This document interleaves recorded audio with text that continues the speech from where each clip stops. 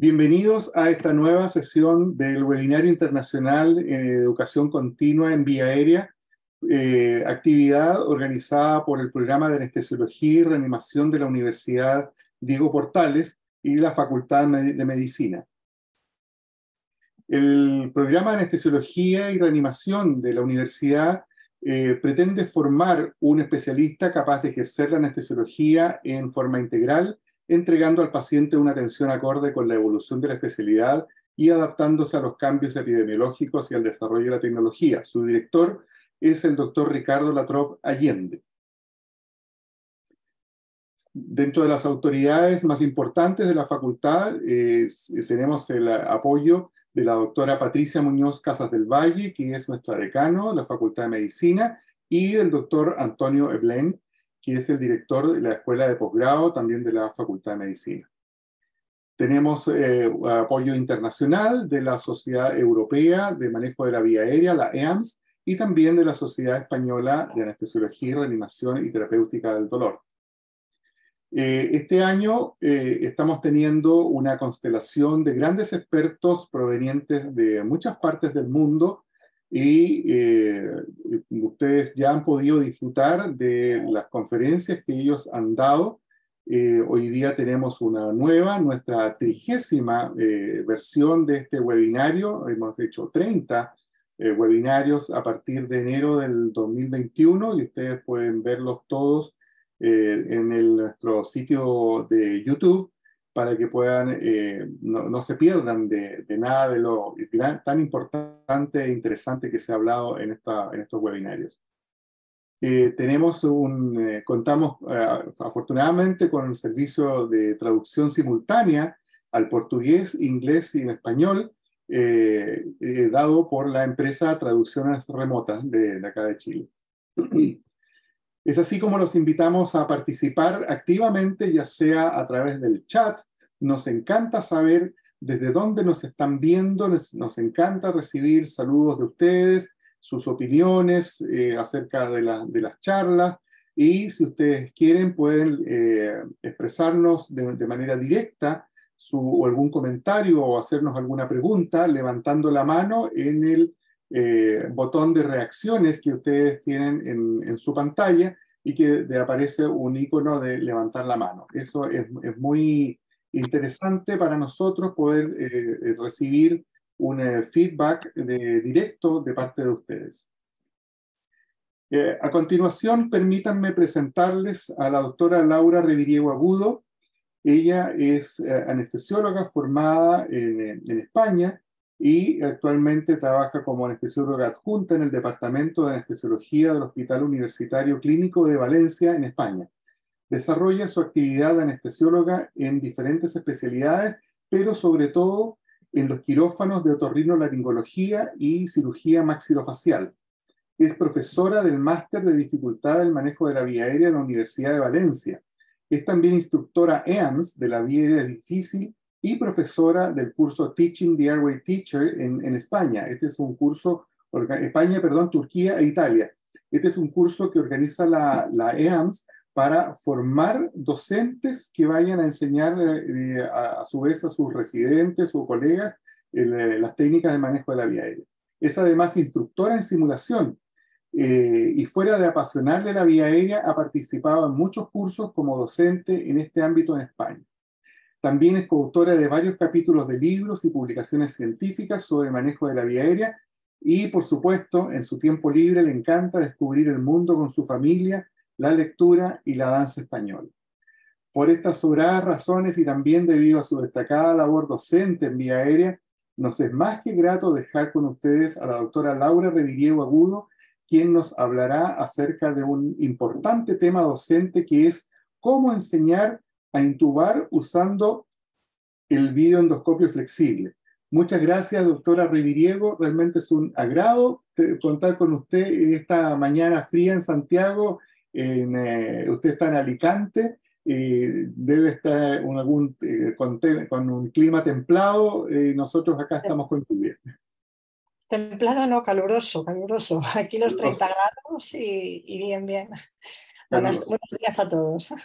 Voy a dejar de compartir la pantalla para que antes de su charla podamos ofrecerles a nuestros participantes la posibilidad de responder algunas preguntas que usted nos ha enviado.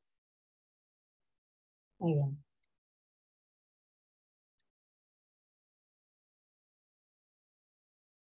La primera pregunta para todos, pueden responderla en sus pantallas, es: ¿en sus hospitales hacen de manera cotidiana docencia en vía aérea?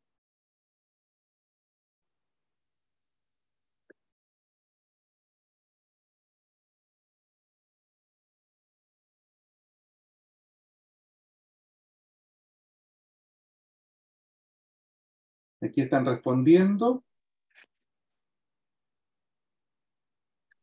Probablemente algunos de los hospitales de nuestros centros en Latinoamérica, no todos son docentes, no todos son universitarios, claro, entonces, pero sin duda puede producirse una docencia al interior de cada servicio, y, y aunque no sean docentes desde el punto de vista universitario o formación de especialistas, pero sí ellos puedan tener sus propias instancias de aprendizaje, y eso es tremendamente válido. Parece que ya finalizamos la votación. Creo que han votado una buena cantidad.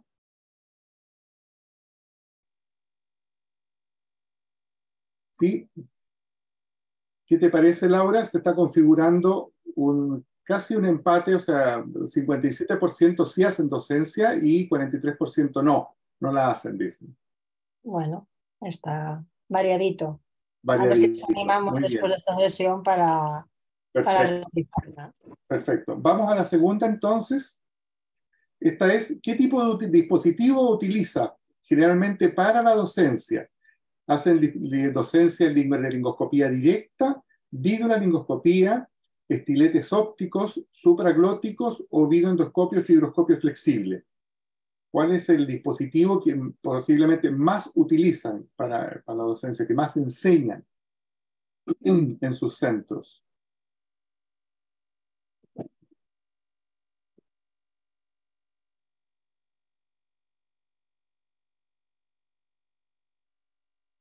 Parece que va predominando el de la laringoscopía directa, que posiblemente sea la técnica más utilizada, al menos en nuestro continente. Pero también llama la atención, creo yo, que haya centros en que sí se enseñen videoendoscopía flexible. Llama la atención. Y la videolaringoscopía cada vez está ganando más terreno. Ya lo hemos comentado acerca de esto. También los dispositivos supraglóticos. Muy bien. Ahí están los resultados. La laringoscopía directa, entonces, Laurita parece que predomina. Muy bien, vamos a la tercera entonces. Después comentamos, ¿no es cierto? Después comentamos. Vamos a la tercera.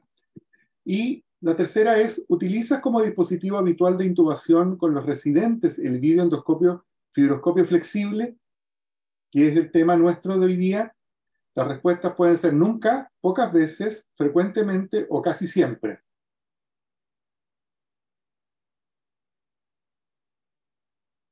Si utilizan el videoendoscopio flexible, para lo cual hay que tenerlo, ¿cierto? Para hacer docencia.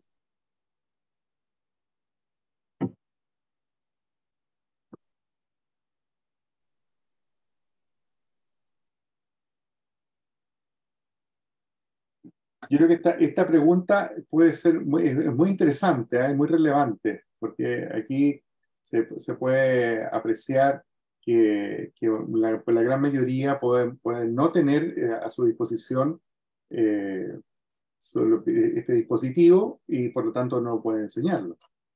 Entonces nunca posiblemente pueda reflejar estas dos realidades. ¿Cierto? Muy bien. Estupendo. Yo creo que estamos perfectamente listos para partir con tu presentación, doctora, y te rogaría que compartieras pantalla. Perfecto, allá voy.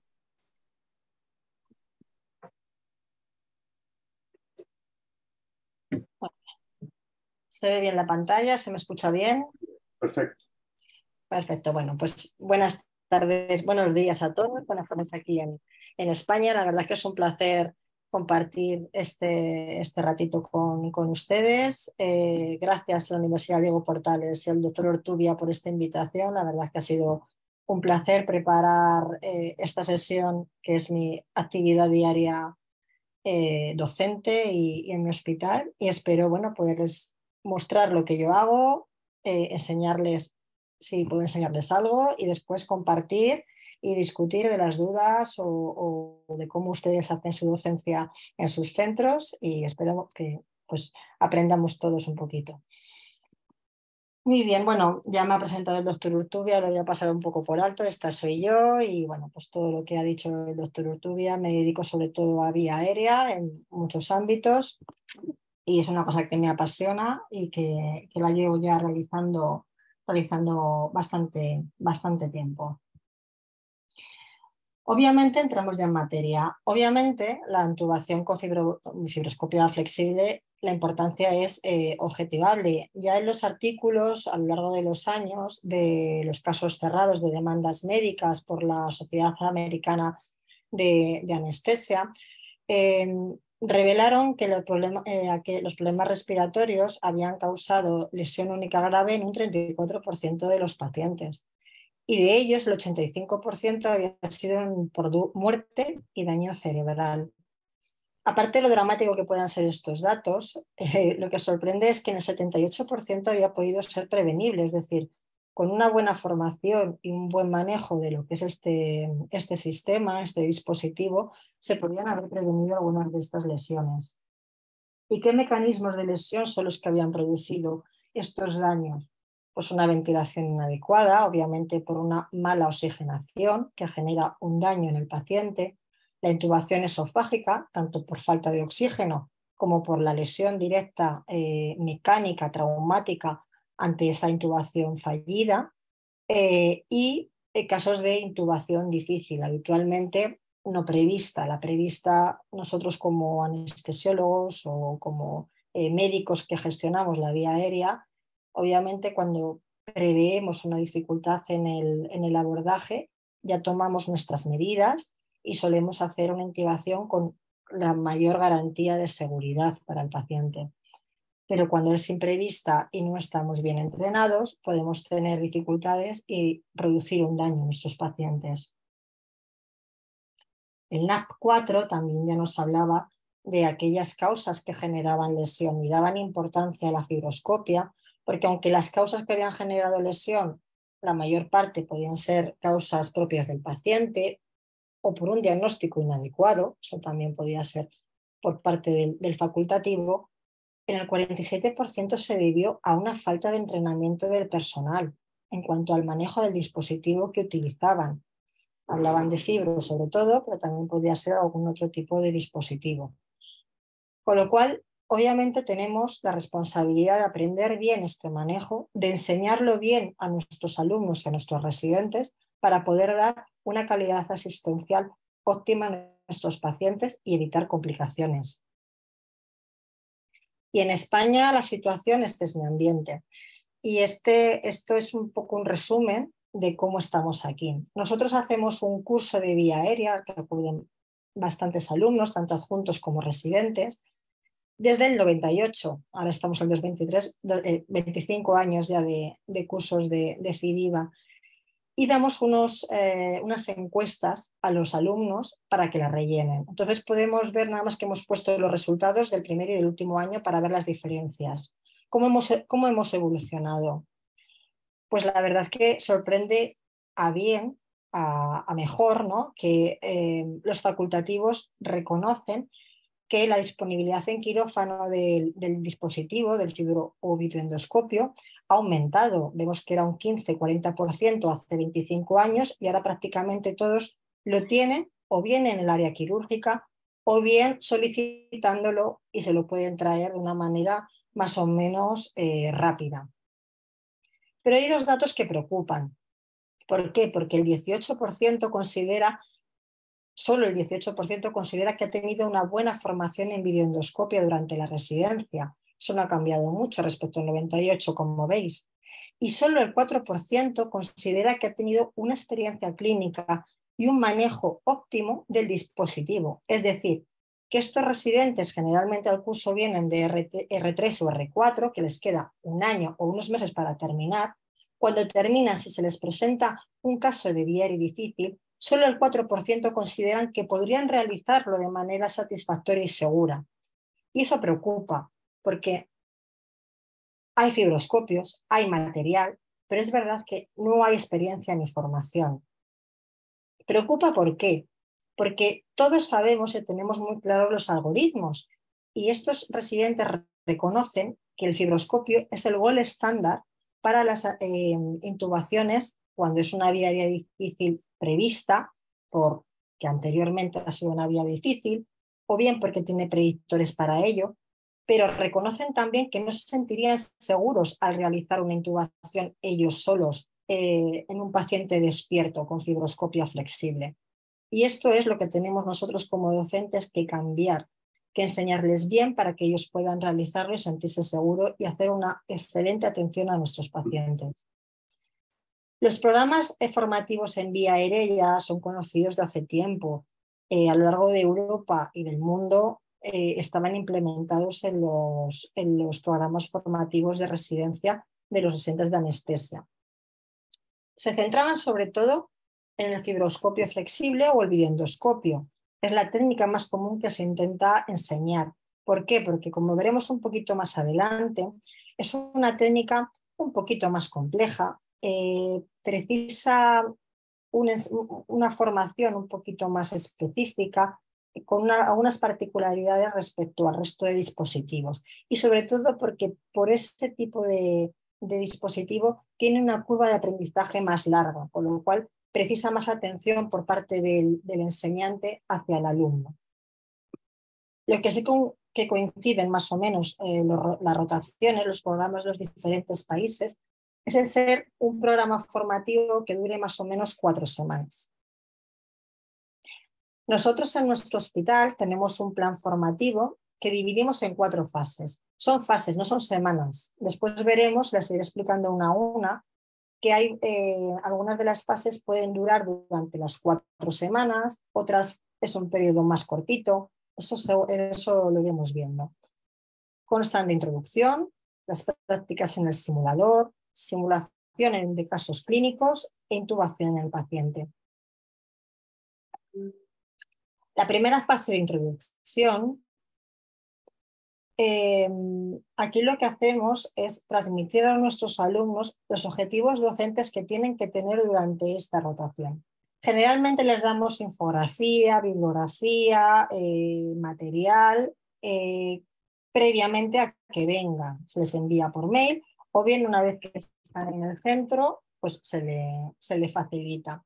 ¿Qué tienen que saber? Conocer la anatomía normal y patológica de la vía aérea. Ellos al final vamos a introducir un fibroscopio por el cuerpo, la nariz, la boca del paciente. Tienen que conocer perfectamente las estructuras, tienen que conocer perfectamente por dónde tienen que introducir el dispositivo y guiar el dispositivo para evitar tocar diferentes zonas que pueden ser lesivas, que pueden generar una irritación de la vía aérea y podemos tener una complicación. En determinados pacientes esa complicación puede ser grave. Estudiar los bloqueos propios de la vía aérea. ¿Por qué? Porque no nos olvidemos, queremos que manejen bien el fibroscopio, pero eso es para aplicarlo después en los pacientes. Y aplicarlo en los pacientes significa que cuando yo tengo una vía aérea difícil, conocida o prevista, yo voy a tener que bloquear tanto la parte de la nariz, si hago la intubación nasal, o de la zona oral, pilares amigdalinos, orofaringe, base de lengua, y tienen que saber qué anestesiamos, tienen que saber dónde aplicamos esos anestésicos, qué anestésicos utilizamos y dónde lo tienen que hacer, conociendo las inervaciones de cada uno de los espacios donde vamos a progresar, para poder hacer un buen bloqueo y después al introducir el tubo endotraqueal con el fibroscopio, que el paciente esté confortable, permite realizar la técnica con confortabilidad y seguridad.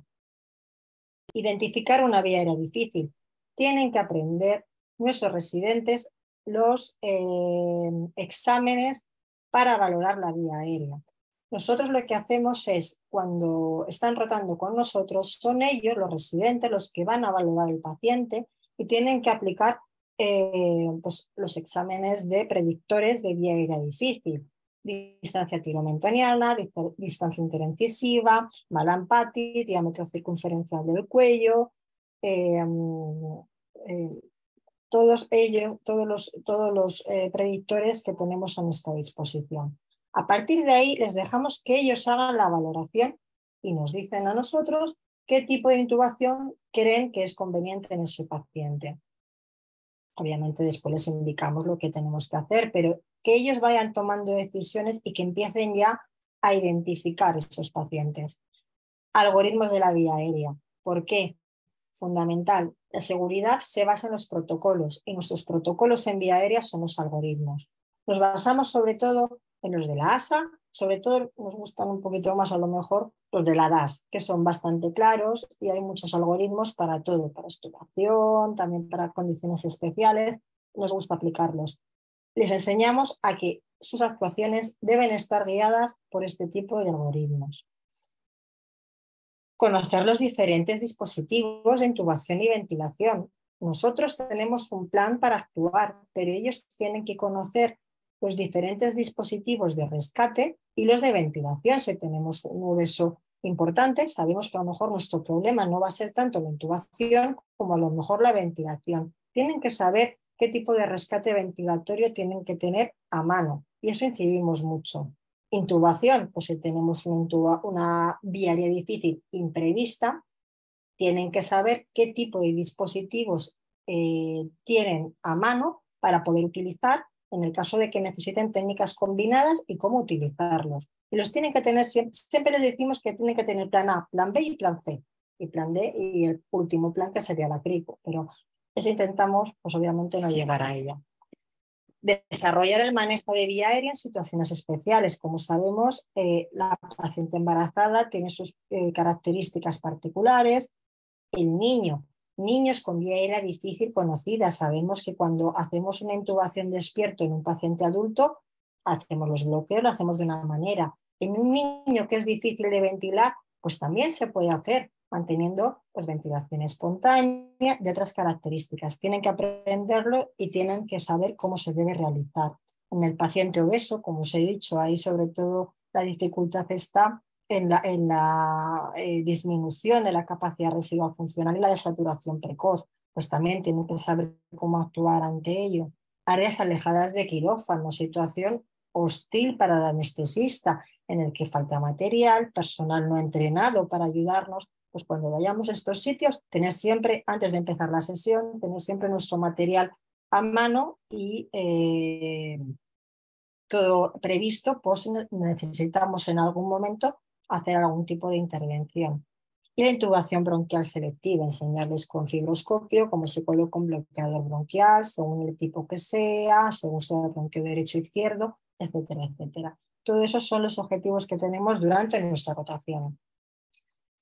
Esto se basa en una formación teórica, como he dicho, y una duración aproximada de 90 minutos, todo con protocolo. Nosotros siempre nuestra formación es protocolizada. Consideramos que si hacemos las cosas siempre de la misma manera, el alumno lo va a entender mucho mejor, lo va a aplicar siempre del mismo modo, se le va a afianzar más, lo va a poder aplicar de una manera mucho más efectiva. Una vez pasado esto, que es a modo introductorio, pasamos ya a la práctica en simulador. Nuestros simuladores son los que veis aquí abajo. Estaría una cabeza de intubación de la Erdal, es un maniquí de un simulador de baja fidelidad, y el de súper baja fidelidad, pero muy útil, es la cajita que llamamos nosotros, que es un sistema muy rudimentario, pero tremendamente útil. Se consiste en un bote de muestras o bien de biopsias o una muestra biológica, hacemos un orificio en la base y en la tapa le colocamos en la parte interna una especie de relojito, ¿no? Con unos números, un 12, 6, 3, 9, que enroscamos. El alumno lo que tiene que hacer con el fibroscopio es introducir la punta del fibro por el orificio y le vamos a ir diciendo dónde debe dirigir el fibro, al 12, al 9, al 3, al 2, al 5. De esa manera, ¿qué hacemos? El alumno El residente se familiariza con el mecanismo de acción del fibroscopio, del dispositivo. Tiene que conocerlo, cómo es cuando él mueve el botón, digamos que tenemos el manillar, qué movimiento se transmite a la punta del fibro, porque al final lo que va a tener que hacer es controlar esos movimientos de tal manera que no vaya rozando las paredes del tubo, de ese tubito, para después en vida real que no vaya rozando las paredes de la vía aérea, sino que vaya directamente donde quiere ir y lo dirija de manera efectiva. Y me diréis, estos simuladores de baja fidelidad a lo mejor, bueno, pues tampoco son tan útiles. Pues hay bibliografía extensa que nos dice que no, que un alumno, un residente, el nivel de enseñanza o el nivel de conocimientos que adquiere a través de este tipo de simuladores es el mismo que con simuladores de alta fidelidad, como puede ser este que tenéis en la imagen de la Cultura 8. Y para nosotros, esa importancia de empezar en simulador, ¿de qué viene? Como hemos dicho, el videoendoscopio es un dispositivo complejo. Es un dispositivo no solo complejo el mecanismo, sino que eso lleva después una serie de pasos para poder llegar a la intubación del paciente que nosotros secuenciamos. Es decir, el paciente, nuestro residente, comenzamos a enseñarle cómo se coloca la cánula de intubación, cómo se debe colocar, qué técnicas podemos hacer para que se ajuste bien, cómo se debe lubricar, cómo debe preparar el tubo en el videoendoscopio para que después pueda discurrir bien a través de a través de la cánula de intubación, cómo debe después progresar el tubo cuando llega al punto concreto, cómo debe retirar el fibroscopio y la cánula sin que se produzca una extubación accidental. Son muchos pasos y nosotros se lo vamos enseñando al residente por secciones. Descomponemos la actividad para poder enseñarle por partes, al ser una actividad compleja, es la mejor manera para que pueda adquirir los conocimientos, la práctica y después lo haga de manera más automática. Y entonces, todo eso requiere, que al ser una técnica compleja, el periodo de aprendizaje es más largo.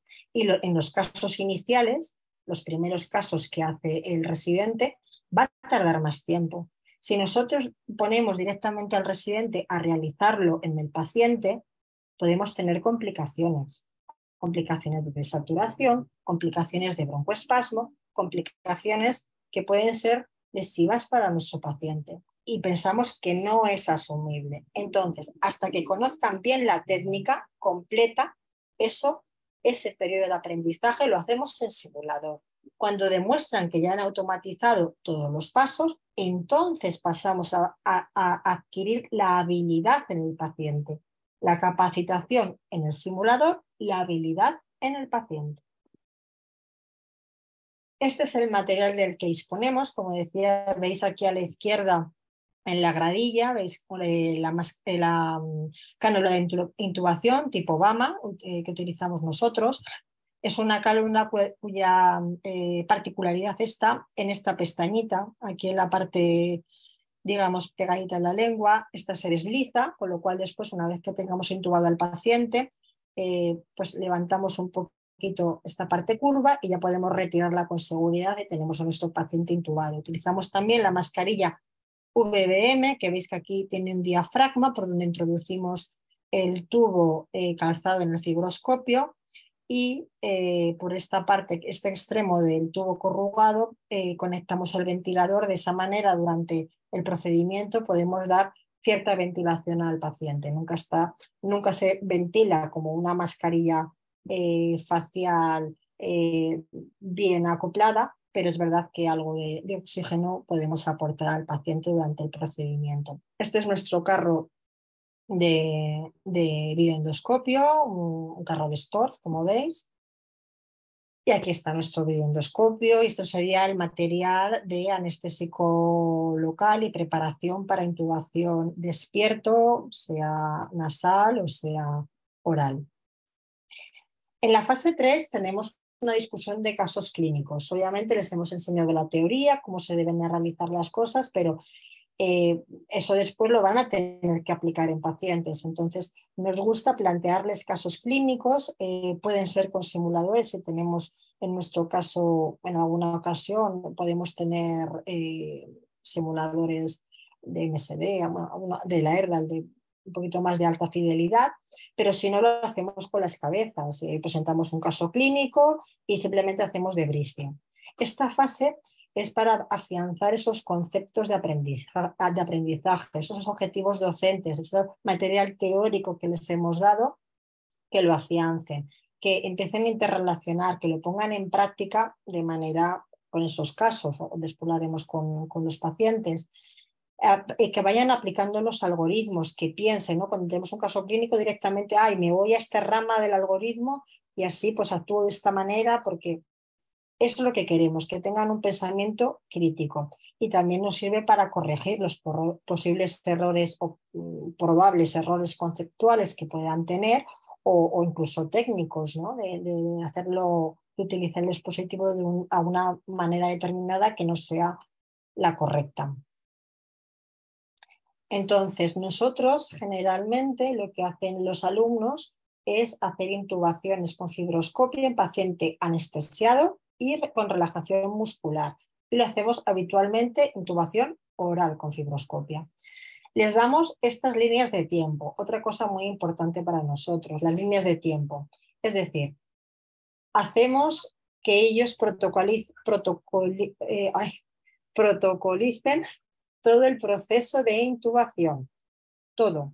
Tenemos líneas de tiempo de todo, de intubación oral con fibroscopio, de intubación nasal con fibroscopio en paciente despierto, intubación oral con fibroscopio en paciente despierto. O sea, tenemos todas las posibles condiciones que se puedan dar, las tenemos con líneas de tiempo. Se las damos y que las estudien, que lo hagan todo de la misma manera, siempre sistemáticos, porque de esa manera fallarán menos. Es nuestra experiencia. Aquí tenéis unos ejemplos de alumnos nuestros haciendo fibroscopia que rotaban con nosotros. Siempre van ellos con sus carritos, son los responsables de tenerlo todo listo, de preparar el material cuando llega un nuevo caso, de ver los casos que van a llegar y estudiarlos y después comentárnoslo. Obviamente siempre están tutorizados. Y pongo esta imagen porque es muy importante. En el videoendoscopio no tanto, porque el videoendoscopio al final tiene una conexión que se conecta directamente a la pantalla, pero en el fibroscopio sí. Siempre que hagamos docencia de fibroscopia, por favor, siempre que tengamos una torre con una pantalla. Es una técnica que no puede hacer a ciegas el residente o el alumno, porque es una técnica compleja y potencialmente que se puede complicar, con lo cual siempre tenemos que ver lo que hace, por dónde va, guiarle y siempre con pantalla. Y es útil nuestro plan formativo. Disculpadme porque en esta diapositiva aquí había las referencias de los diferentes estudios y se ha borrado. Esta es una curva exponencial decreciente, que es la forma en la que diferentes estudios sobre formación en fibroscopia en residentes indican el aprendizaje de estos alumnos. Entonces se ve que en general, a mayor experiencia, menor tiempo en la técnica, en finalizar la técnica. Es decir, contra más casos lleven los alumnos, menor tiempo emplearán a realizar la intubación con fibroscopia. Esto es un poco de lógica, ¿no? Contra más práctica tienes, pues mejor lo haces. Y esto es nuestro estudio, es decir, de los alumnos que nosotros pasamos, hicimos un estudio con 51 residentes, eran unas 1.340, 42 fibroscopias, ¿vale? Intubación con fibroscopia de estos residentes. Y entonces nos salió esta curva que veis aquí, exponencial decreciente, igual que la anterior, que era sacada de estudios diversos de formación en fibroscopia. Y nos salía que a partir de 12 intubaciones, a partir de 3 constantes de tiempo, que eran 4 intubaciones, el tiempo de los residentes para hacer una intubación en un paciente dormido, relajado, intubación oral, era el mismo que el del experto, ¿vale? No confundamos con intubaciones de pacientes complejos con tumores lóticos, etcétera, etcétera. Ese es otro tipo. Nosotros en nuestro hospital, o sea, en la práctica diaria, vamos a enseñarles lo que es la intubación. Después ya tendrán capacidad practicando de hacer casos más difíciles, pero lo que queremos es que aprendan bien cuál es el mecanismo y cuál es el procedimiento. Pues sabemos que con 12 intubaciones ya alcanza el tiempo del experto, con lo cual en nuestro hospital la media, salía en una diapositiva anterior, la media de intubaciones con fibroscopia con la que finalizaban las 4 semanas de rotación nuestros residentes eran de unas 30. Ha habido residentes que han terminado con 20 y otros con 60 incluso, pero ya con una media de 30 está muy por encima de las 12 que teóricamente capacitan para conocimiento de este método de intubación. Aquí os pondré un ejemplo. Esto es una... A ver, voy a bajar un poquito la voz, no voy a poner tan alta. Perfecto. Bueno, este caso era una vía aérea difícil conocida de una paciente que ya estaba descrita ya como vía difícil conocida en casos anteriores. Estábamos rotando, era a principio de mes y pues el residente que lo está realizando es un residente de 4º año y era su 4ª o 5ª intubación con fibroscopia, pero los anteriores los había hecho bastante bien. Coincidió que había este caso y bueno, pues decidimos que probara a realizarlo. Obviamente siempre tutorizado. El adjunto, el profesor, está a su izquierda, después lo veréis, ahora se ampliará la imagen y lo podréis ver mejor. Se ha realizado ya la topicalización de lo que es toda la fosa nasal, nasofaringe, etcétera, y se ha introducido ya el tubo.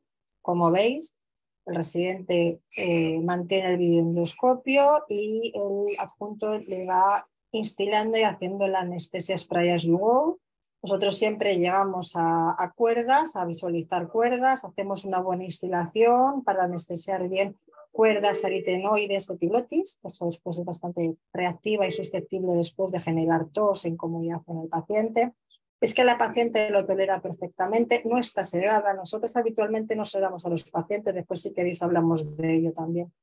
Que también en muchos artículos se ve pues, sedación con remifentanil, midazolam, Dexdor. Bueno, pues después si queréis hablamos también de eso. Nosotros habitualmente hablamos mucho con los pacientes, les explicamos el procedimiento, hacemos mucha terapia antes de empezar la intubación con fibroscopia y le vamos explicando los pasos, todo lo que vamos a realizar, lo hacemos con mucha tranquilidad y muy despacito, les decimos que si tienen alguna incomodidad o si quieren toser, que no levanten la mano.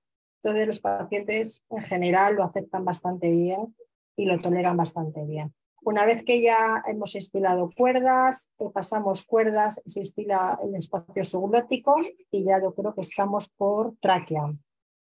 Veis ahí por transluminiscencia que se ve la luz de la puntita del fibro más o menos a la altura del yúgulo. Seguimos estirando bien. Es muy importante una buena topicalización, una buena anestesia para que después el paciente lo tolere, no nos presente la tos, la sensación de agobio, la sensación de ansiedad. Y por eso el asistente le va haciendo la topicalización pertinente. La asistente que está, la otra residente que está aquí en cabecera, sujeta el tubo, simplemente, bueno, pues hacer un poquito de guía y que no se venza. Una vez que ya está topicalizada, veis que ahora ya le indica que tiene que corregir y progresar hasta acercarse a cabina. Una vez que ya estamos prácticamente en cabina, respire hondo, señora, progresamos el tubo, va progresando el tubo, en este caso como lleva pocas intubaciones, lo progresa el adjunto, pero si no lo haría el residente. Y una vez que ya lo tenemos colocado en posición correcta, la asistente agarra bien el tubo para que no se extube accidentalmente y ya lo tendríamos. Ese es un residente de 4º año, repito, era la 5ª intubación con fibra o algo así que realizaba. Y bueno, entonces, ¿qué limitaciones nosotros podemos tener, ¿no?, en la docencia? Obviamente el mundo de la docencia es muy bonito, enseñar está muy bien, pero es verdad que después en la práctica diaria tenemos ciertas limitaciones que nos pueden coartar un poquito. Bueno, pues en un principio podemos tener la patología del paciente, obviamente, situaciones con una baja capacidad residual funcional, pacientes muy obesos, pacientes broncópatas, pacientes que están muy justos respiratoriamente, obviamente, ahí la docencia puede que no nos atrevamos tanto porque nos interesa asegurar un poquito ya la vía aérea y hacer las cosas un poquito con mayor celeridad. Los pacientes obesos, bueno, realmente si tenemos una buena aproximación y hacemos una buena oxigenación, tampoco podría ser tanto problema, no ser que fuera un obeso excesivamente mórbido. Situaciones de bajo gasto por paciente inestable, obviamente, ahí también nos cuesta hacer un poquito de docencia, preferimos hacer las cosas cuanto más porque el paciente está delicado. Situaciones de emergencias, urgencias abdominales por el tema del estómago lleno, un paciente poco colaborador. Esto, el paciente poco colaborador, es verdad que eso es relativo y eso hay que valorarlo, es muy personal, porque es verdad que hay pacientes, por ejemplo, nosotros hemos hecho intubaciones despiertos en pacientes pues con déficit neurológicos o con cierto retraso, por ejemplo, con Dextor, con desmetomidina. La principal limitación que tenemos ahí es que para obtener una buena sedación, un buen nivel, necesitas mucho tiempo. Necesitas una preparación previa que te requiere tiempo. Entonces ahí pues, hay que organizarse un poquito y hay que cuadrar un poco los tiempos.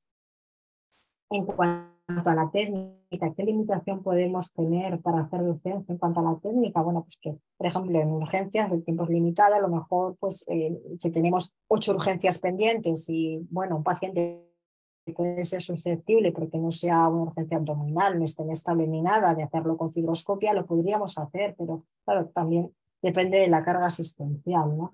que tengamos. Si son dispositivos complicados o que no estamos habituados, por ejemplo, un estilete óptico o un fibro si no estamos habituados, pues también nos puede generar un poco de animadversión, ¿no? El poder enseñar.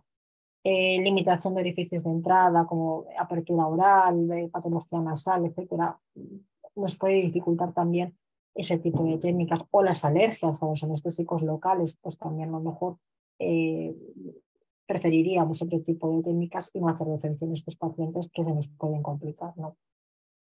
Las limitaciones del entorno, pues que en urgencias obviamente es un ámbito hostil, las áreas fuera del área quirúrgica, que estemos rodeados de personal, tanto enfermería o auxiliares, que no estén entrenados, con lo cual en un momento de dificultad pues tampoco nos puedan ser mucho de ayuda, o limitación del material que tengamos disponible, ¿no?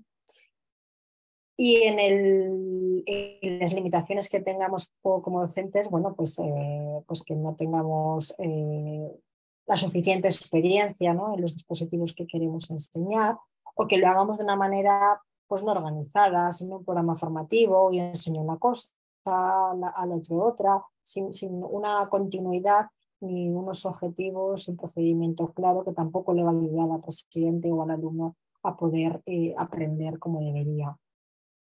La no aplicación de habilidades no técnicas. Esto es una cosa que está muy en boga ahora, las non-technical skills, pero realmente es muy importante enseñar cómo hacer las cosas, pero también es muy importante generar un ambiente en el que el alumno se encuentre interesado, motivado y que quiera aprender y que quiera mejorar todas esas actuaciones para dar una mejor asistencia. Y eso es labor del docente, es verdad, generar el ambiente idóneo para que la gente quiera ir contigo a aprender. Y eso es también muy importante. O que no tengamos empatía. Todos hemos tenido profesores o adjuntos mayores, pues que decías, sabe mucho, pero realmente no te transmite nada, no parece que les molestas, etcétera, etcétera. O que no tengas una motivación e ilusión por enseñar, que eso también hay gente que obviamente no la tiene. Y nada, hasta aquí mi presentación. Les agradezco muchísimo su atención de esta charla. Les invito a ir en el 7º Congreso de la Sociedad Europea de Anestesia, que celebraremos del 5 al 7 de octubre en Baveno, y les invito a todos a venir. Baveno está en Lago Maggiore, en Italia, en el norte de Italia, al lado del lago de Como. un sitio maravilloso que tiran todas las figuras de vía aérea prácticamente del mundo y es una muy buena oportunidad para aprender, para intercambiar posiciones y experiencias y donde, bueno, pues como veis aquí también todo esto de docencia, todo evoluciona, entonces también hacemos nuevas técnicas docentes. Nosotros en febrero, en nuestro curso de FIDIVA, hicimos el primer escape room de vía aérea monotemático, que la verdad que fue una experiencia estupenda, le gustó tanto a los europeos, vino una persona dijeron que lo implementáramos también en o sea que también, y si no pueden venir al Congreso, les invitamos en febrero a venir a que también haremos. Y nada, muchísimas gracias por su atención. Espero que les haya gustado.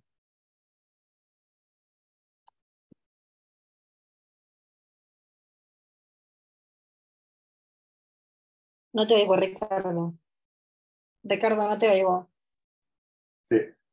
No, te estaba Vamos. aplaudiendo y te quiero dar las gracias en nombre de todos los participantes de por tu extraordinaria charla, que realmente para nosotros como programa de formación es muy relevante, tremendamente relevante, porque nos da una pauta acerca de cómo eh, poder seguir los lineamientos más importantes para ser eficaces en nuestra labor docente.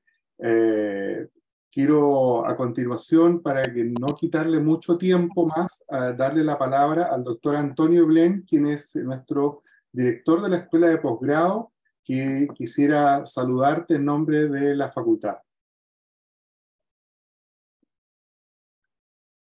Muy buenos días, doctora Revirriego. Ricardo, un placer saludarlos a todos y a todos los participantes. En nombre de la Facultad de Medicina de la Universidad Diego Portales, quiero expresarles el honor que tenemos de poder contar con la doctora Laura en este webinario internacional. Es una de las figuras más relevantes europeas y del mundo en vía aérea difícil y específicamente en estas técnicas de fibroscopia. Y expresarles particularmente a doña Laura, pues nuestro beneplácito por la experiencia que nos ha transmitido en este webinario, que no es solamente una experiencia personal, sino también está respaldada por datos de investigación docente, de respaldo de una infinita cantidad de procedimientos, y esto da cuenta de la relevancia de su trabajo. Es importante resaltar y reivindicar uno de los datos más importantes que hemos oído en su exposición, el hecho de la reducción sustancial en la curva de aprendizaje de los residentes, y eso es tremendamente relevante y de impacto para no solamente los pacientes, sino también para las instituciones en términos de la calidad de atención que estos residentes van a otorgar a sus pacientes. También me llamó poderosamente la atención, y quiero resaltar eso, que el equipamiento no solamente es el hecho del fibroscopio, sino que también la monitorización de todo el equipo de salud a través de múltiples pantallas, una de ellas full size, lo cual permite que la tutoría del residente no solamente sea de una persona, sino literalmente de todos los que están en la sala de procedimiento. Y notablemente expandir la invitación del uso de estas técnicas a especialidades afines que se enfrentan a diario a situaciones de vía aérea difícil, como es el caso no solo de anestesia, sino medicina de urgencia, intensivo, pediátrico, todos los que en un momento dado tienen que enfrentarse a tan difícil situación, y que obviamente este recurso diagnóstico es tremendamente relevante. Y quisiera también abrir a todos los presentes e invitar también, si tiene experiencia en este sentido, el acoplamiento de módulos de espectroscopía al fibroscopio de manera tipo FNIRS y detección de concentraciones de hemoglobina y de oxihemoglobina, que pudiese ser también diagnóstico en el momento del procedimiento para la detección de áreas isquémicas, que obviamente van a expresarse con lesiones o con puntos débiles de la vía aérea que pudiesen ser impactadas durante el procedimiento. Eso es cosas que vienen en un futuro cercano y que probablemente sean potenciadores de esta técnica. En fin, hay muchas cosas de interesante en la ponencia de la doctora Laura y celebro poder compartir y disfrutar enormemente este tipo de presentaciones de altísimo nivel mundial. Así que muchísimas gracias, Laura. Siéntase bienvenida siempre en nuestra universidad y a través de todas nuestras actividades de formación a los residentes. Muchas gracias, doctor Eblen. Gracias, vamos, ya lo he dicho al inicio, muchas gracias por la invitación. La verdad es que es un honor compartir este tiempo con ustedes. Laura, tenemos dos preguntas, no sé desde dónde vienen. Dice, ¿cómo hacen el manejo de la sedación para la videoendoscopía flexible? Vale, eso, bueno, lo he comentado durante el vídeo. Nosotros sedación no solemos hacer. Ya sé que esto sorprende. El paciente, si nosotros hacemos una buena comunicación, le explicamos por qué se realiza la técnica, por qué se tiene que realizar cómo es el procedimiento, le explicamos todos los pasos que vamos a hacer, en general los pacientes lo toleran. Si en algún caso tenemos que hacer sedación, que repito, mínimo, o sea, mínimo es minimísimo, o sea, yo muy poquitas sedaciones. Alguna vez les hemos puesto un poquito de remifentanilo, muy bajita la dosis, 0,02 o mucho 0,05, pero nos damos cuenta también que pacientes con VIR difícil generalmente son mayores, generalmente. Porque han tenido lo que sea, radioterapia, pacientes obesos, pacientes... No nos interesa que por un poco de sedación se depriman respiratoriamente, porque precisamente el objetivo de la intubación con videoendoscopia es que mantengan la espontánea. Entonces, son pacientes un poco delicados que, bueno, si hacemos una sedación la haremos titulando muy bien. Y el remifentanilo puede ser una buena opción porque tiene una vida media muy corta, lo hacemos a dosis muy bajitas y vamos viendo. Otra opción que hemos tenido, que lo he comentado antes, es en pacientes no colaboradores, como por ejemplo pacientes con algún retraso mental, utilizar la desmetomidina. Y la hemos utilizado, en algunos casos ha ido bien, en otros casos ha sido complicado llegar al nivel de sedación y sobre todo la principal inconveniente es el tiempo que necesitamos, porque necesitamos ponerlo con bastante antelación. Bueno, las complicaciones de hipertensión y bradicardia son cosas, la verdad es que no las hemos tenido, pero bueno, con tener una atropina cerca, pues más o menos nos aguantamos el tirón, pero realmente la principal inconveniente es el tiempo de la desmetomidina, con lo cual si son pacientes muy indicados, porque pues eso, paciente que no está muy mal, pero eso, un poquito de retraso psicomotor, etcétera, etcétera, pues se pone y empezamos antes el quirófano para tenerlo en las mejores condiciones. Pero si no, lo hacemos sin nada, con una buena topicalización. Insistimos mucho en hacer los bloqueos muy bien y con eso lo hacen. La paciente que han visto en el vídeo era sin sedación, no llevaba nada. Muchas gracias, doctora. Justamente hay una segunda pregunta que tiene relación con los bloqueos. Dice, ¿qué bloqueos de vía aérea utilizan para la videoendoscopía flexible? Vale, generalmente lo hacemos nasal, ¿de acuerdo? Entonces hacemos el palatino, el ganglio, entonces hacemos 3 lentinas. Haríamos una... a ver, utilizamos tetracaína con adrenalina, empezamos. Impregnamos las lentinas y con pinza en bayoneta las insertamos una lentina al fondo de todo de la nasofaringe, después otra que le haríamos hacia el ganglio esfenopalatino y otra directamente pues, en paralelo, ¿de acuerdo? Una vez ya lo dejamos unos 3 minutos más o menos y hacemos otra ronda en la fosa nasal que vayamos a introducir después el tubo. Y posteriormente, cuando una vez ya que metemos el videoendoscopio, haríamos un spray as you go, es decir, lidocaína cargada en un catéter epidural a través del fibroscopio. Y como he dicho, una vez que llegamos, una vez que a triolaringio, cuando visualizamos cuerdas, impregnamos bien aritenoides, cuerdas, epiglotis. Una vez que la tenemos bien impregnada, progresamos el catéter hasta la zona subglótica. Posteriormente ya progresamos el fibro y topicalizamos toda la tráquea. Así lo haríamos.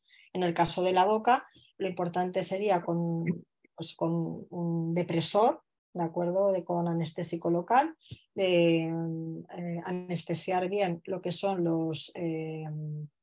las fauces, los pilares periamigdalinos y base de lengua y la parte posterior de la orofaringe.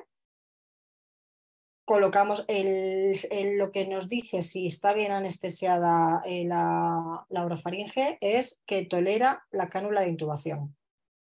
¿De acuerdo? Una vez que la colocamos y vemos que el paciente ni le molesta, ni hace arcada, ni hace nada desagradable, significa que ya está bien topicalizada. De esa manera introduciríamos el fibro con el tubo y después haríamos el spray as you go como hemos hecho con la nasofibro. Muchas gracias, doctora. Doctor Eblén. Gracias, Ricardo. Doña Laura, ¿ustedes tienen diversos diámetros de fibroscopio o tienen alguno estándar pediátrico y otro de adulto? ¿O cómo manejan los diámetros del fibro? Sí, tenemos varios. Tenemos el fibro normal, el 5, después tenemos otro para torácica, que obviamente es más pequeño para los tubos de endotraqueal, bronquiales, derecho e izquierdo.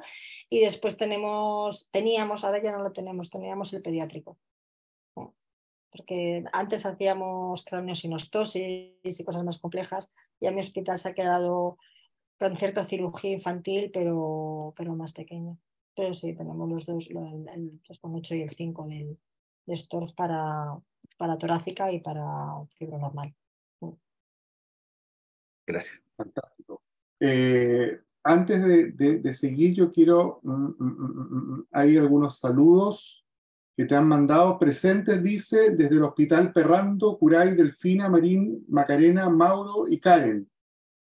También del Hospital de Ipreca, acá de Santiago de Chile.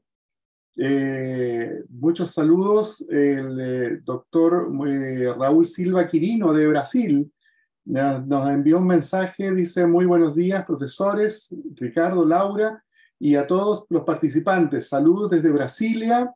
Brasil, excelente exposición. En Brasil igualmente no hay un programa formativo o entrenamiento sistemático en fibroscopio flexible mientras estás en la residencia en anestesiología. En mi residencia muchas veces llamaban al fibroscopista neumólogo del hospital para hacerlo, lo que es un gran problema para la curva de aprendizaje, pues muchos, por no saber o no tener disponible, utilizan el videolaringoscopio en sustitución si es posible, o no lo hacen despierto aunque sea indicado, lo que es un gran riesgo. Por eso, entusiastas en vía aérea buscan complementar la formación en cursos prácticos o centros especializados. Claro. Tenemos un problema de docencia importante en nuestro continente, no solamente en los países que no tenemos tantos recursos, sino que también, por ejemplo, Brasil, que tiene grandes, importantes centros de formación en vía aérea, y ellos tienen un problema también. Y eso no quiere decir que sea un consuelo, sino que es marca un desafío que es continental, que es de todos nosotros. Y lo que tú nos has mostrado hoy día, Laura, es realmente un faro hacia donde nosotros tendríamos que tender a guiar nuestros esfuerzos. Así que te agradecemos. Muchas gracias, Raúl, y muchas gracias, Laura, por tu tremendo aporte. Muchas gracias. Sí, la verdad es que parece una obviedad, pero no puedes enseñar videoendoscopia o fibroscopia si no tienes fibroscopio. Correcto. Y es un hándicap importante, porque todas las guías y todos los expertos y todos los algoritmos te indican lo esencial que es este dispositivo y que tiene que ser de manejo habitual en el anestesiólogo, pero si no lo tenemos, ¿cómo lo vamos a hacer? Entonces, eso es una reclamación a todos los servicios de anestesia que tienen que tener un fibroscopio, un videoendoscopio flexible para darle calidad a sus asistencias a sus pacientes. Absolutamente de acuerdo. Te mandan muchos saludos el doctor Nelson Rodríguez desde Nicaragua. Qué bueno. Muchos Y esto saludos es maravilloso ver a tanta gente de Es tantos fantástico, países. es fantástico esto. Fantástico, sí, sí, sí. Mira, y a continuación quiero darle la palabra al doctor Jaime Guevara de Perú, y que él es líder en docencia en su país. Y creo que una opinión de él, un comentario de él, va a ser tremendamente relevante también. Así que, por favor, Jaime, tienes la palabra, si puedes conectarte.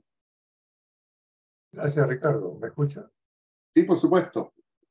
Felicitaciones, doctora Laura. Excelente. Como le decía Ricardo por interno, paro la voz porque estoy un poco resfriado.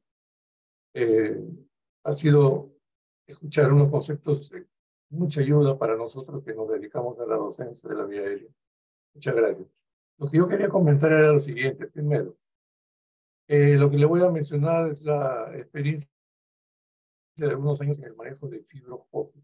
Después, posteriormente, podremos hablar un poco de videolaringoscopio. Y acá quiero hacer una diferencia, porque la mayoría de la gente piensa que es lo mismo.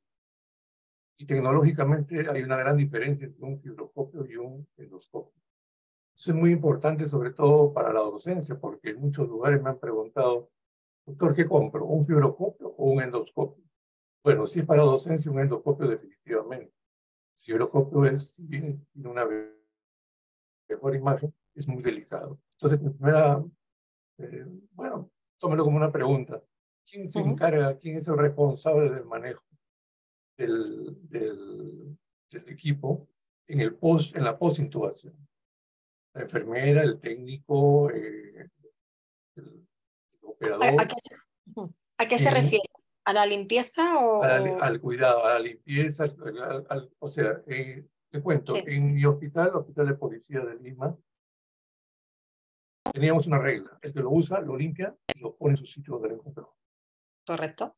Y eso funcionó muy bien hasta cierto punto, porque cuando ya esto se hace más, para emplear términos actuales, más viral, todo el mundo quiere usarlo, ahí es donde se pierde el cuidado y el desarrollo. Y un fibroscopio es sumamente delicado. Entonces, eso es por un lugar. Por otro lugar, hace poco hemos estado discutiendo sobre los tubos endotraqueales para la intubación con fibroscopio o endoscopio. Y nos hemos dado con la sorpresa de que han habido muchos problemas. Por ejemplo, yo he visto uno donde lograron su endoscopio tratando de intubar al paciente. El endoscopio lo usaron como si fuera un guiador, ¿no? Malograron el fibroscopio. Tuvo se fue al esófago, dobló el fibroscopio en dos partes y se malogró. Por un lado. Y por otro lado hemos tenido también, entonces es importante las reuniones entre docentes. Hemos tenido otro que ha producido una lesión, felizmente no grave, la mucosa traqueal, al momento de introducir el tubo endotraqueal. Y hemos estado haciendo una revisión y nos hemos dado cuenta de que hay muchos tubos que nos pueden ayudar, ¿no? Los tubos Parker, por ejemplo, es excelente para evitar golpear la mucosa traqueal con el tubo. Parker, y después hay otros más que son a base de silicona, que tienen la punta muy suave, como por ejemplo los tubos que se usaban en el Fast Track. Eran excelentes porque la punta era sumamente blanda. El de Brain, sí. Ajá. Yo a eso le llamo la parte oscura de la intubación, lo que no vemos, lo que está detrás de las cuerdas vocales. Que solamente vemos la parte anterior de las cuerdas vocales, pero lo que pasa atrás no lo vemos. Entonces, esa parte oscura me he dado cuenta. Y otra más todavía, bueno, con una lesión grave, eso sí fue grave, con una situación sencilla, entre comillas, con el guiador de todos los días, que lo introdujeron y lo sacaron cuando ya el tubo estaba dentro. Me produjo una lesión, esa lesión sí fue seria, me hizo de mediastino. Esos dos puntos tengo muchos más, pero debido al tiempo y otros colegas también estoy seguro que tienen algunas inquietudes. Yo quisiera conversar sobre eso. Gracias. Pues mire, yo le respondo. Yo cuando me formé en vía aérea, yo siendo residente, yo me encargaba de limpiar el tubo, o sea, el videoendoscopio, el fibroscopio, y aprendí cómo se hacía la desinfección de alto grado, tanto interna como externa. Entonces, cuando yo llegué a Valencia, y bueno, pues montamos la unidad de vía aérea, ahí decidimos que se van a encargar las auxiliares. Pero las auxiliares de enfermería se encargaban porque nosotros estuvimos enseñándolas.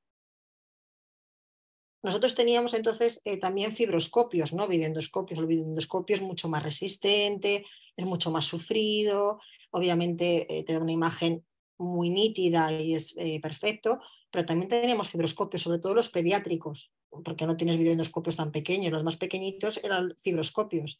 Y entonces, claro, ahí tienes que tener mucho cuidado porque si se te rompe una fibra ya no tienes esa nitidez, después tienes que enfocarlo, o sea, toda la historia que conocemos de los fibroscopios.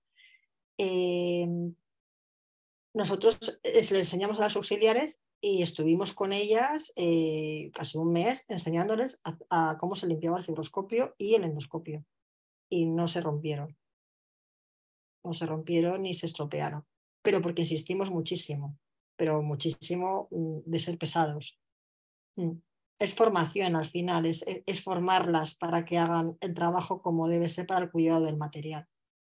Y no teníamos que. Y después es verdad que el material, aquí nos damos cuenta de una cosa, cuando tenemos un material delicado, como puede ser un videoendoscopio, aunque sea más resistente que los fibros, si hay alguien responsable, es decir, parece una tontería, pero el tener un habitáculo donde guardar esos carros de anestesia y que haya una llave para que el residente o los adjuntos que están de guardia puedan tener acceso a ella, eso hace que también se cuide mucho más el material que si está por los pasillos, de manera un poco que uno le da un golpe, el otro con la camilla, el otro. Alguien pendiente del material, en ese tipo de cosas, de cuando termina la actividad, digamos, programada, pues se queda un carro en urgencias, pero en un sitio, digamos, un poco apartado y que el adjunto de guardia sea el responsable de que se quede ahí.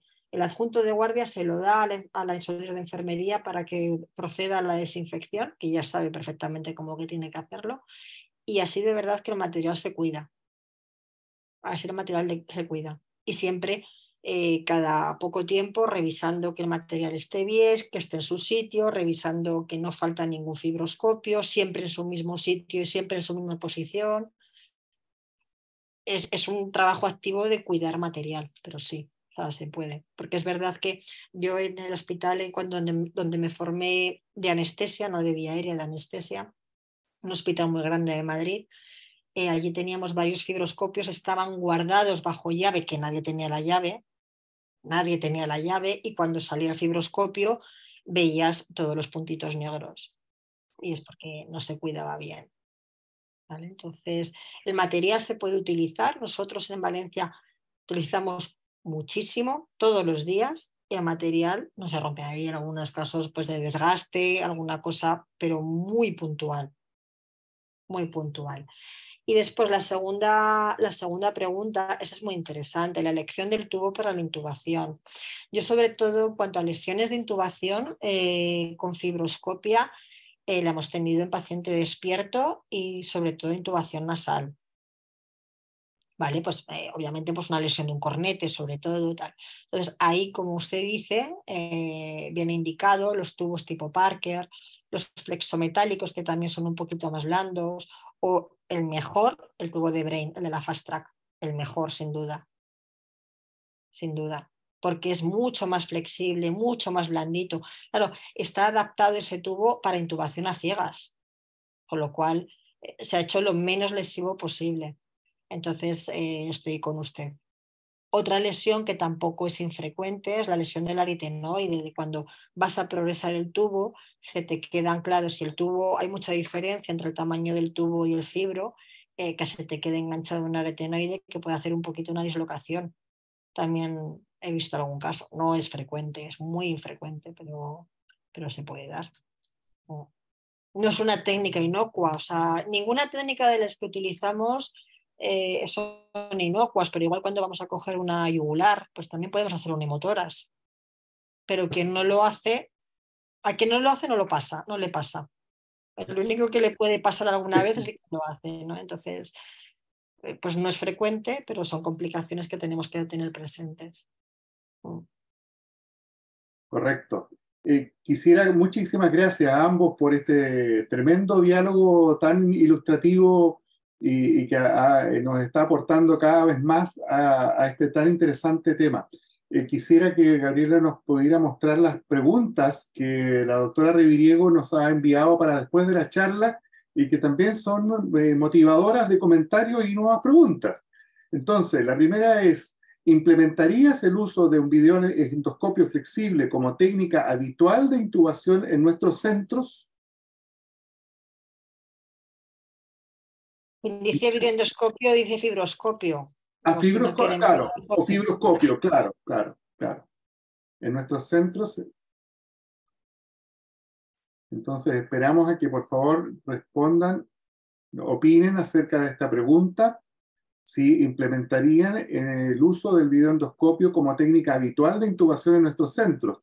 Es de notar que en el estudio de NAP4, uno de los hallazgos que tuvo este estudio fue que la implementación de técnicas como esta se había evitado por diferentes causas, estando indicado.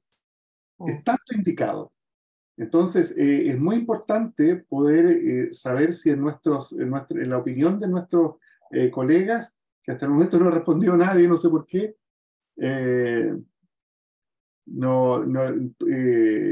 acerca de incorporar esta técnica en los centros. No se ve la pregunta, dice Gabrielita, no se ve la pregunta.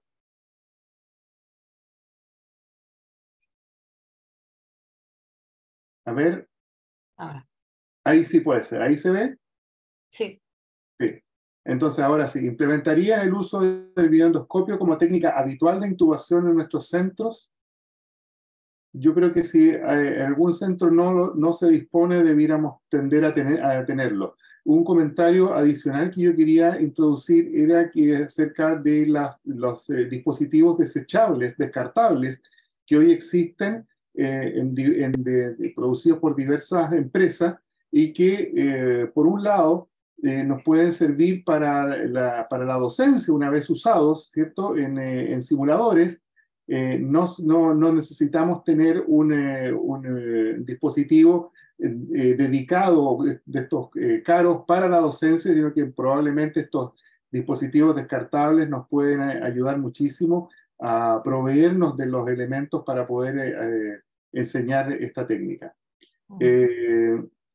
Y las respuestas ya están.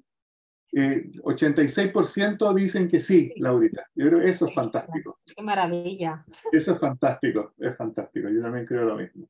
Creo que estamos avanzando. Esta sesión de hoy día nos va a permitir avanzar en nuestro afán de brindarles un mayor margen de seguridad a nuestros enfermos. Segunda pregunta: ¿qué factores le limitarían el uso de un videoendoscopio en docencia? Primera, dificultad de la técnica, la presión asistencial, el cirujano o la pereza, que nos da pereza poder, no sé si se ve, si ahí están votando. A lo mejor toma mucho tiempo, tal como tú dices, Laura. Es una técnica que requiere tiempo. En muchos centros de nuestros no existe la cultura de que el manejo de la vía aérea en nuestros pacientes, sobre todo si presentan elementos de dificultad anatómica, esto va a requerir tiempo. Y este tiempo no está disponible para nosotros para realizar estas técnicas dentro del tiempo del quirófano. Pero eso yo os invito a hacer una prueba, porque eso yo lo hice cuando empezamos aquí en Valencia a traer residentes. Y claro, había residentes, a lo mejor había 3 o así, y a lo mejor un paciente se llevaba 2 fibroscopias, ¿no? Uno y otro. me dan con mala cara los cirujanos, ¿no? Te miraban diciendo que estás tardando mucho y tal y cual. Lo cronometramos. Tardábamos una media entre que inducíamos al paciente hasta que lo intubábamos, a lo mejor se habían llevado 2 fibroscopios el paciente, 1,5 minutos. 2 minutos. La verdad es que los cirujanos están mal acostumbrados. Sí, como mucho. O sea, les invito de verdad, a probarlo, a cronometrarlo. No se demora tanto tiempo. Es verdad que, claro, la sensación desde fuera, pones el laringo, intubas, te piensas, y con lo otro tardas 10 minutos. No, que no son 10, son 2 minutos. De verdad. O sea, yo os animo, parece complejo, parece famoso, parece que demoramos nosotros, ¿no? O sea, demora más el cirujano, que dando puntos el residente cerrando una cirugía, ¿cuánto tarda? Claro. Entonces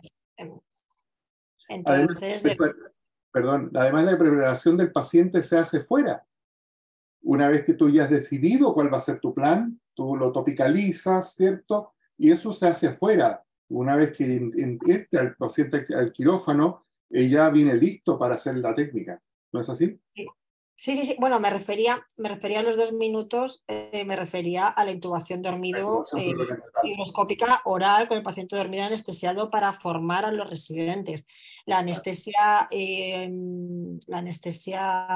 con fibroscopia en paciente despierto, eso te demora un poquito más por el tiempo de la topicalización, pero sí, la puedes hacer fuera. O sea, que eso tampoco te demora tanto. O sea, es que se piensan los cirujanos que es mucho más tiempo de lo que es. Pero para la docencia, para la fibroscopia, paciente dormido, anestesiado y con relajación muscular, de verdad que no se demora tanto tiempo. O sea, que es que son 2 minutos y el residente aprende. Fantástico. El doctor Eblen quería decir algo. Un comentario a raíz de los que me han precedido en la palabra, y es el hecho que en esta lista faltaría una opción que probablemente es la más frecuente en nuestro continente, que es la falta de disponibilidad del equipo. Así que creo que también el bajo porcentaje de los que respondieron a la anterior pregunta como no, probablemente se deba a que no disponen de los equipos y por lo tanto no pueden hacer uso del mismo. Correcto. Claro. Lo mismo opina el doctor Guevara desde Perú. Nos dice que yo creo que la principal limitación es la económica. Claro. La económica. Fantástico. Estupendo. No sé si nos queda algo más. Sí, yo quería algunos comentarios, Laura, si tú me permites, acerca del uso del catéter de Aintree. Pacientes que tú utilizas un tubo de mayor calibre y que el fibroscopio es fino y necesitas llenar el espacio para disminuir las dificultades en la inserción. Correcto. ¿Lo utilizan ustedes? No lo solemos utilizar realmente.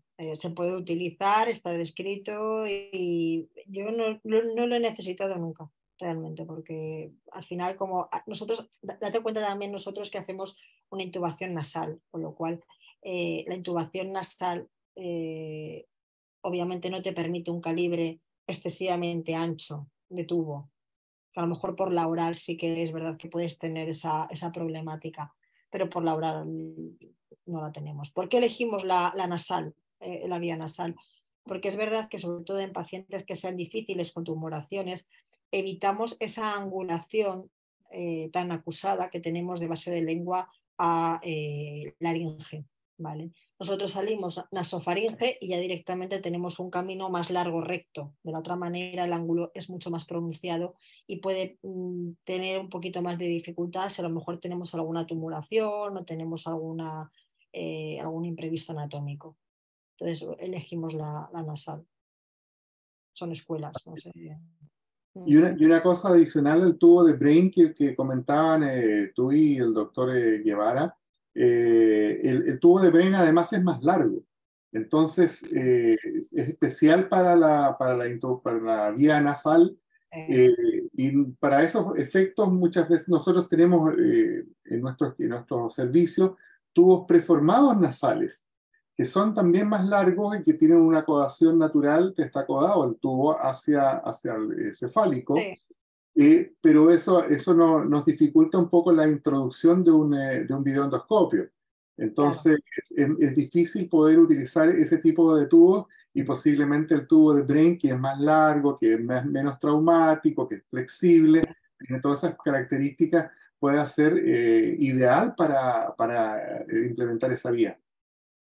Claro, sí, de hecho, como tú decías, el preformado tiene muy buenas características, es menos traumático para nasal porque está diseñado para ello, pero al ser preformado es verdad que nos dificulta y se puede dañar el sobre todo el fibroscopio. El videoendoscopio a lo mejor no tanto, pero tampoco vamos a probar, tampoco vamos a darle tanta entonces utilizamos lo que te digo, o el de Parker, que tiene la punta más flexible que los tubos normales, o un anillado pequeñito, etcétera, etcétera, o el de Brain si lo tenemos, que son los más flexibles y tienen la punta menos lesiva. Otra cosa que quería comentarte, Laura, que me encantó esto de la protocolización que ustedes están haciendo en la enseñanza de la técnica. Nosotros acá en Chile, nuestra universidad, nuestro programa es un programa de tipo multicéntrico. Nosotros tenemos varios centros, especialmente en la ciudad de Santiago, en que hay diferentes docentes, y justamente tú remarcaste una limitación de esta técnica, que es la experiencia y el conocimiento de los docentes. Entonces, para nosotros vamos a tener un trabajo de capacitar a nuestros docentes, y no tenemos un programa formativo para ellos que no son expertos en realidad en estas técnicas. A nosotros nos pasa lo mismo que en Brasil, es lo que relataba el doctor Silva, de que no tenemos una formación en estas técnicas. Así que vamos a tener que hacer un esfuerzo para poder capacitar a nuestros docentes, que a su vez van a ser los que van a enseñar a los residentes en esta técnica. Y eso es realmente un desafío, y me alegra mucho que ustedes tengan una protocolización, porque sin duda es un referente para nosotros acerca de hacia dónde tendríamos. Yo te lo expresé hace un rato atrás, esta charla tuya para nosotros, por lo menos para mí, es un faro.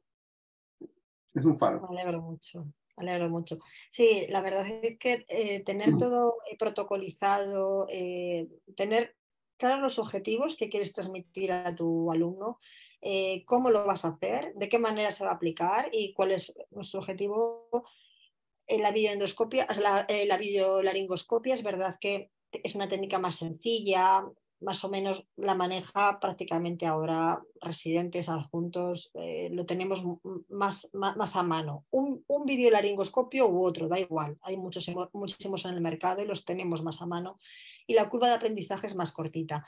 Pero es verdad que la fibroscopia, como te decía, es muy importante tenerlo organizado, cómo lo vas a transmitir, qué fases de aprendizaje tienen que ir aprendiendo, y así es más fácil tanto para el docente, porque sabe lo que tiene que enseñarle en cada momento al alumno, como para el alumno después poder aplicarlo una vez que termina la rotación en su práctica diaria. Fantástico. Yo me voy a adherir finalmente a los agradecimientos del doctor Oscar Tapia Salinas, que no sé de dónde nos está mirando. Dice, gracias doctora Laura, ojalá que en nuestros hospitales se pueda implementar un programa así.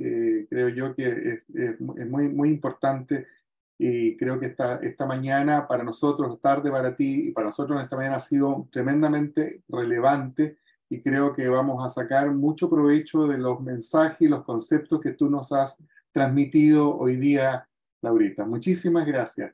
Gracias a todos. Quiero agradecer también al doctor Antonio Blen, director de la Escuela de Posgrado. Quiero agradecer al equipo de traducciones remotas, a Gabriela, que es nuestra webmaster, que ha hecho posible que nos hayamos podido comunicar de esta manera tan espléndida. Gracias a todos los participantes. Voy a compartir la pantalla antes de que se me olvide. Espérenme un poquito. Aquí quiero mostrarles desde dónde nos ven cuando recién empezamos el año 2021.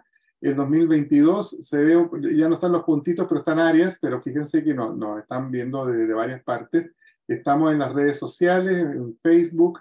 Tenemos un canal de YouTube donde están todas las conferencias, los webinarios que hemos tenido desde el año 2021. Este es el webinario número 30, lo cual, número que nos enorgullece y nos alegra muchísimo que tú, Laura, nos hayas hecho el honor de celebrar este hito con tu tan importante conferencia.